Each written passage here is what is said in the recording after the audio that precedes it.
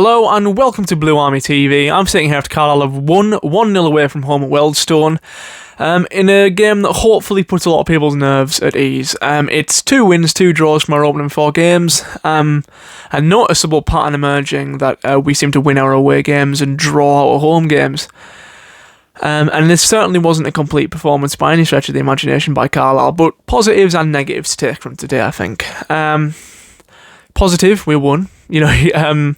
And look, how many times last season did we lose when playing at our best? We have a really good game and get it snatched away from us. We absolutely dominate a team, and we still somehow don't come away with the 3 points. It's nice to kind of be on the reverse of that, of not play our best. I wouldn't say we weren't the best team. I think it was quite an even game against a Wealdstone team that really didn't deliver much. But it's nice to not be on our game and still come away with 3 points. I think that's definitely the sign of a team that gets promoted. Not that I think we're, capable of that or showing signs of being capable of that just yet. But what I will say, Armstrong, fantastic game. He scored 1 goal, probably should have had a second with the one that was disallowed in the 6th minute. Although I do think there is something to the fact that, I think I'll always remember playing Sunday League and we got one against us given like this. It just reminded me so much of that. If the keeper's hand's on the ball, pressed to the floor, by the letter of the law, you're not allowed to kick it because it's under the keeper's control. It's in the keeper's hands technically by the letter of the law. And I remember we didn't get one. We conceded a goal ages and ages ago that I think that, we argued should have been disallowed but wasn't. And it reminded me of that today, except it was disallowed. I think we're definitely unlucky not to get that goal given. And to say the keeper was maybe by the letter of the law he had it under control, but did he have it under control? I don't think he did. I think he was very lucky there. But at the end of the day, it doesn't matter now. Armstrong will be disappointed he didn't get that first goal, but his second or his first allowed goal, I think was great from him. It was a fantastic delivery from Archie Davis into the box. Nice to see us scoring from corners, which we didn't look threatening from last week. But yeah, that midfield still is a problem for me. It's weird seeing Embleton not in the squad at all. That's always going to be concerning when you've got a player that's starting games and now isn't even in the squad.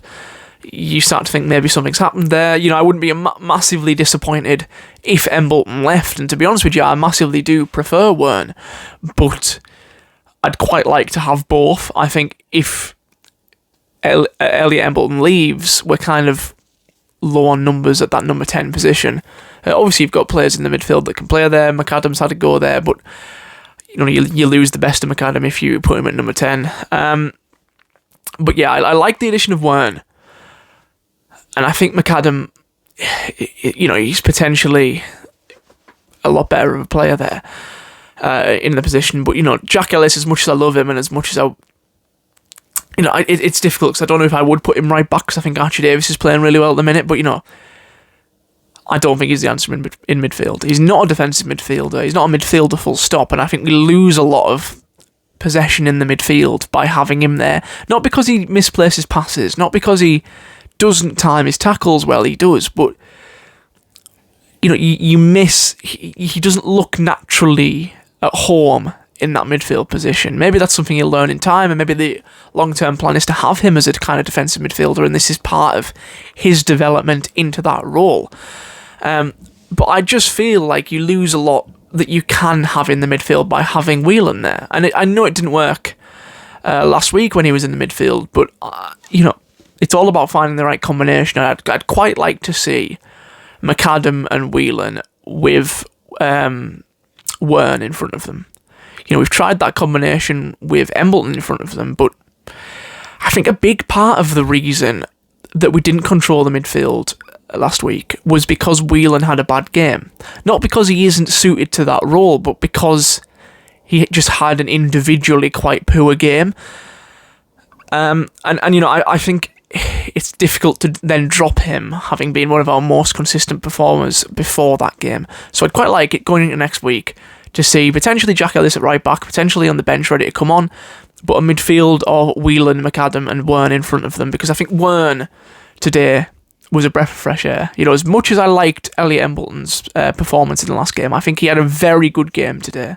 I think, sorry to rephrase that, Wearne outperformed him. I think he had a very good game today. The attack, again, I like the attack no matter what combination we have today, and I think we lost, we stopped pushing forward as much as we were in the first half. We stopped pressing after we scored the goal, which I think is a big let-off, but, you can have Kelly up top, you can have Armstrong up top, Ajboy, Luamba I thought was fantastic today, and then obviously you've got Regan Linney. We've got a lot of good attacking options now, and it's not the attack that worries me, it's the midfield. Feeney getting minutes at the end, that's a big positive. I think eventually he's going to come into the team in place of Thomas. A lot of people online saying Thomas had a very good game today, and I think that's because we got a clean sheet that people are saying that, but I think a big part of the credit needs to go to Mugabe, not Terrell Thomas. I think far too many times he kind of pushes out the position and then leaves a big gap behind him, and when you haven't got any pace like Terrell Thomas, there's quite a few times I've noticed where we're defending and he's halfway up the pitch because he's pushed forward and can't get back in time because he's incredibly slow. I think having Feeney back, and Feeney isn't known for his pace, but to have Feeney and Mugabe at the back, I think that's probably going to be my favourite centre-back pairing going forward, with probably Harper at left back, with Murray having quite a disappointing game last week, and not that Harper's been fantastic, but kind of the lesser of two evils there. I think it's a area of weakness for Carlisle, that left back position, which is contrasted quite a lot by the abundance of quality we have in the right back position, because you can either have Jack Ellis or Archie Davis there. I don't really care which one, because I think they're both fantastic options. Jack Ellis, I think, started the season very well there, was unfortunately pushed into midfield, but pushing him into midfield allowed Archie Davis to show off what he can do at right back, and I think you can really go with either of those two. One name I want to mention, because I've kind of given him a little bit of stick this season, is Gabe Breeze.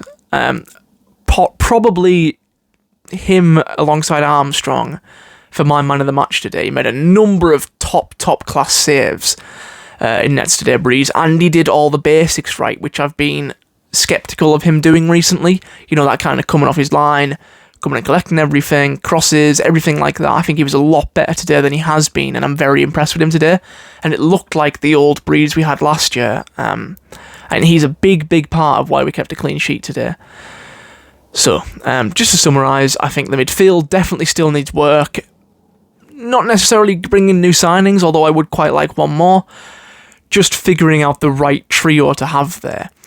I think that needs to be our biggest priority. Attacking line, I don't really care who you have there, because we've got an abundance of riches in that attacking line, and I think whatever combination you have there, there's a lot of quality there, and Luamba really proved that he can be in the mix today, because I think he had a fantastic game.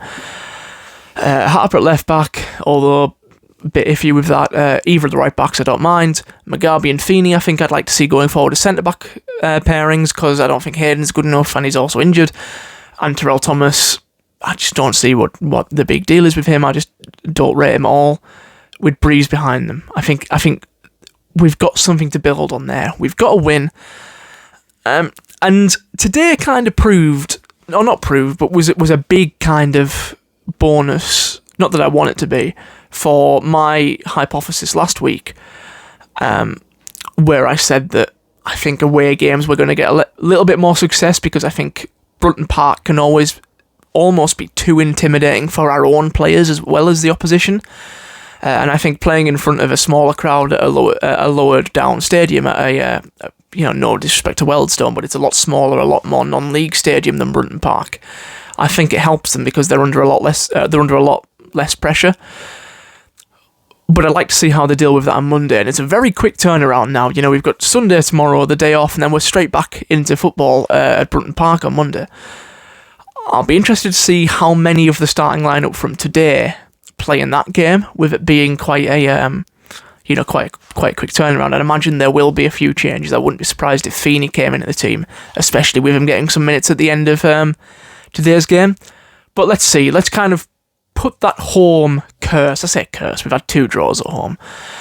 We know still haven't been beat there, but let's hope we can put that curse behind us, get a win at Brunton Park, and then all of a sudden, 3 wins from 5 looks a lot better than 1 win from 3. Especially if we're still unbeaten, which we will be if we win.